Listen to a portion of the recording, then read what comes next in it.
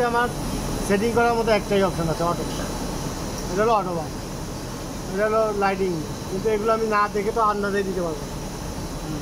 এখন আমার এখান থেকে আমার সেটিং পেতে যাইতে গেলে এই কর্নার চাপবেন, এই আপ সুইচ এফএমসি ভিজুয়াল, এইটা হচ্ছে আমার এফএমসি সেই এফএমসি ভিজুয়াল চাপবেন আসছে সব। এটা হলো মেন পেজ।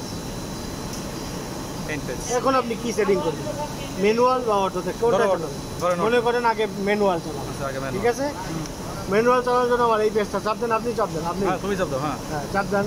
এবার আপনি আস্তে আস্তে আস্তে এখন আপনি চাইলে ডাইন সাইডে যদি কাপড়টা এগিয়ে নিতে চান, right side, left side, manual.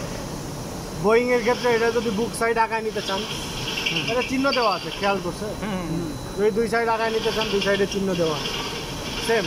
এখন আপনি মনে করেন একটা ফেব্রিক শেষ হল, আপনি ওই ফেব্রিকটারে 0 পজিশন থেকে শুরু করেন, এইটা হলো 0, এইটা চাপ দেবেন, আপনার যেই পজিশনেই থাকে স্টাইল চেঞ্জ হয়েছে, ও 0 পজিশনে চলে যাবে একবারে স্ট্রেট। স্ট্রেট মিনস হচ্ছে আপনি কাপড় যেমন ঢুকাবেন ঠিক তেমনই থাকবে। এটা হচ্ছে আপনার স্ক্যানারের যে পজিশনগুলো, এইগুলো চেঞ্জ করার জন্য আপনার স্ক্যানার 4টা অ্যাক্টিভ আছে। হেড অ্যাডজাস্টমেন্ট মানে স্ক্যানারগুলো অ্যাডজাস্ট করে অটো, এটা যদি আপনি বন্ধ করে দেন সেক্ষেত্রে আপনি এটা ম্যানুয়ালি নেওয়ার জন্য অটো অফ করলেন, অটো অফ করতে হবে ম্যানুয়াল কাজ। আবার আপনি চাইলে এরকমও নিতে পারেন, কিন্তু ওটা থাকবে না যদি এটা বন্ধ না। আচ্ছা ঠিক আছে। এটা হচ্ছে লাইটিং মোড। লাইটিং মোডে দুটো অপশন আছে, এটা আমি এখানে আসলে বোঝাই। কেএস ফর হচ্ছে স্কিউ প্রিসেট। মনে করেন আপনার এখন আছে 0 পজিশন, আপনি ওকে 10 চাচ্ছেন, 10 সিএম 5 সিএম যেটাই চান সেটা আমার এখানে পার্সেন্টেজ হিসেবে দিতে হবে।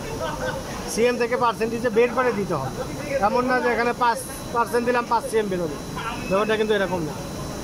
ওই ফেব্রিকের 5 সিএম কত পার্সেন্ট রাইট, সেটা এখানে আছে।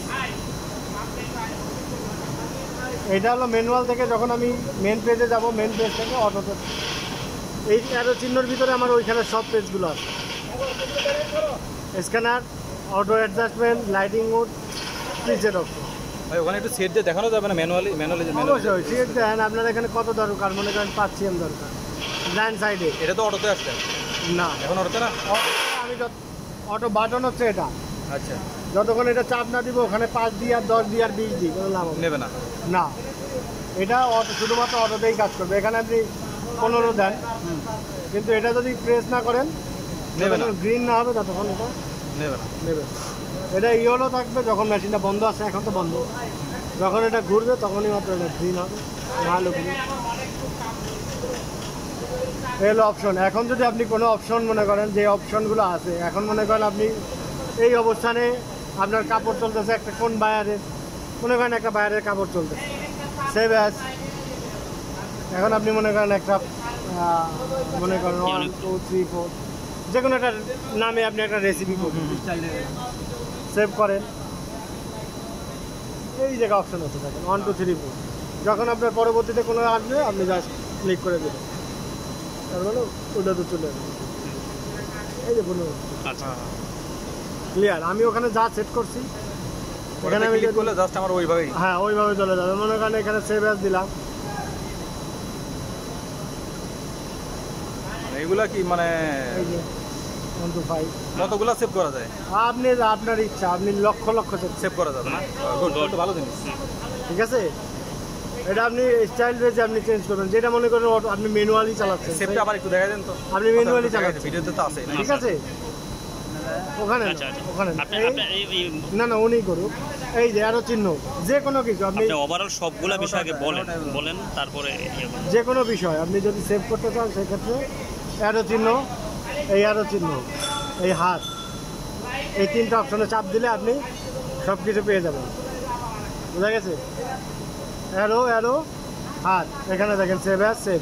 আচ্ছা, এখন মনে করেন হঠাৎ করে পাওয়ার চলে যেতে পারে, আপনি কোনো একটা জিনিস সেভ করছেন, এখানে সেভ বাটন চাপ দেন, তাহলে পাওয়ার চলে গেলেও আবার জায়গায় চলে আসবে। পাওয়ার যখন আসবে আবার জায়গা মতো আসবে। তাহলে আপনি একটা জিনিস এখানে 10 সেট করে রাখছেন, এখানে অন্য ইয়েলো হয়ে আছে, আপনি সেভ করেন না, কিন্তু নিয়ে নিচ্ছে, কিন্তু চলতেছে 10 দিয়েই চলতেছে। হঠাৎ করে পাওয়ার চলে যাবে, ও কিন্তু আগে সেই 15তে যায়, বুঝে মানে আগে যেটা ছিল সেভ। বুঝা গেছে না? এতটুকু হইলেই তো হবে না? এতটুকু হলে আচ্ছা, ঠিক আছে।